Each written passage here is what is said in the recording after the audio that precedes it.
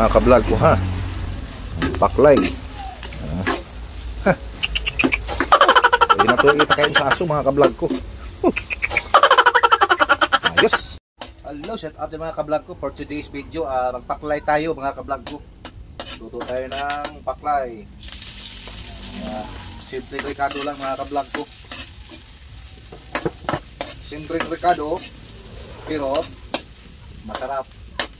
Dito kami sa mahirap naming kalagayan na bahay.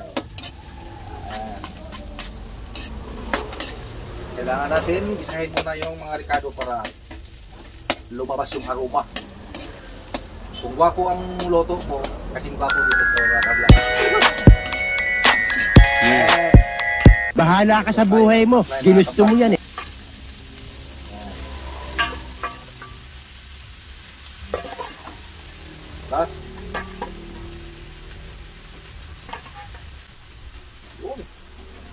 Init man, kailangan mo natin lagyan ng basahan.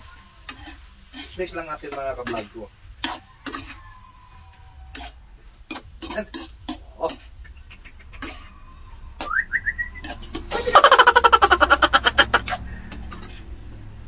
Yan. So, di muna natin galawin yan mga kablog ko ha, kasi magtutubig pa yan eh. Kailangan na natin takpan mga kablog ko. Ako ngayon ang chef cook dito sa bahay namin. Pag makauwi ako mga kablog ko. Tcharan! After 21 years mga kablog ko. So ito na. Medyo nagano na siya mga kablog ko. Mantika na. Ito yung masarap dito mga kablog ko. Yung nagpamantika na siya. Saka natin lagyan ng tuyo.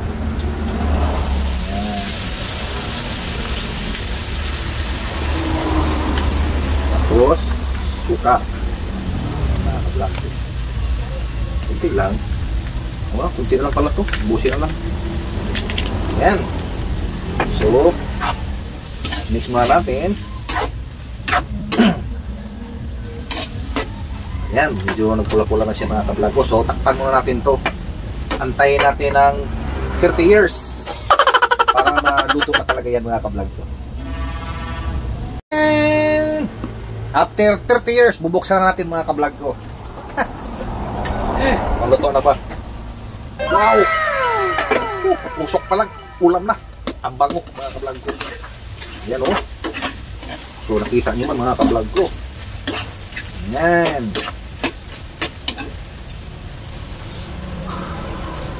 Bango pa lang. Ulam na mga kablog ko. Mga kablog ko ha.